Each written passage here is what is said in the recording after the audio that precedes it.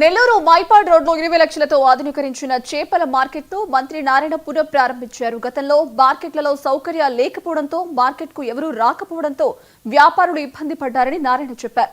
దాంతో 20 లక్షలు ఖర్చు చేసి సౌకర్యాలతో ఆధునీకరించామని నారాయణ చెప్పారు. ఇక కొత్తగా నిర్మించిన స్మార్ట్ స్ట్రీట్లో 120 షాపులు సిద్ధమయ్యాయి.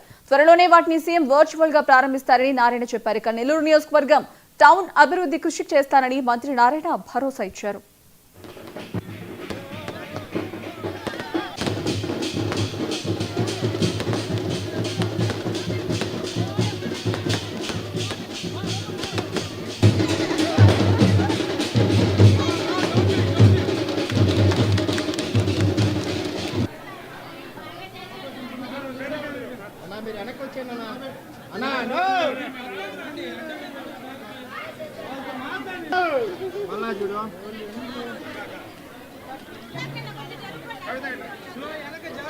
మార్కెట్లు ఉన్నాయి, ఫిష్ మార్కెట్స్ కావచ్చు, వెజిటబుల్ మార్కెట్స్ కావచ్చు.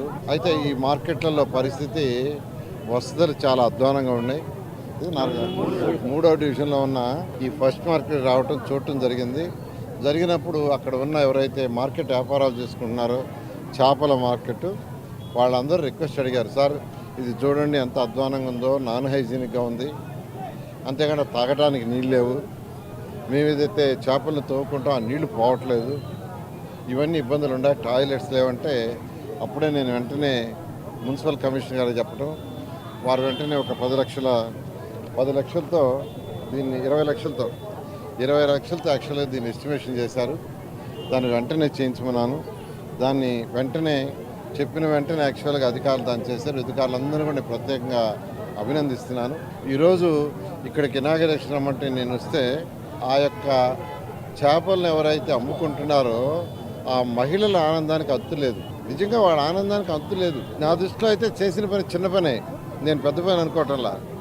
ఎందుకంటే ఆ ఫ్లోరింగ్ అంతా రెనోవేట్ చేసి టైల్స్ వేశారు, పెయింటింగ్ వేశారు, వాటర్ లైన్స్ కరెక్ట్ చేశారు, తాగటానికి ఆర్ఓ ప్లాంట్ ఒకటి పెట్టారు, టాయిలెట్స్ని రెడీ చేశారు, వాటర్ ఫ్లో ఎత్తుగా చేశారు, సీసీ కెమెరాలు పెట్టారు, ఆ డ్రైనేజీని పర్ఫెక్ట్గా బదిలీ చేశారు. దీంతోనే వాళ్ళ ఆనందానికి వాళ్ళ అద్దులు లేవు. వాళ్ళు అసలు ఎంత ఆనందపడుతున్నారంటే అసలు మేము అనుకోలేదు సార్ చేస్తారని. ఎందుకంటే ఎంతోమంది నాయకులు వచ్చారు, పోయారు, చూశారు గతంలో. కానీ మీరు ఒకసారి వచ్చారు, మళ్ళీ నెల లోపల మాకు మొత్తం రెనోవేట్ చేస్తే నిజంగా ఎంతో ఆనందంగా ఉంది. ఒకటే, ప్రజలకు సేవ చేస్తే ప్రజలు గుర్తిస్తారనే దానికి ఇది ఒక నిదర్శనం.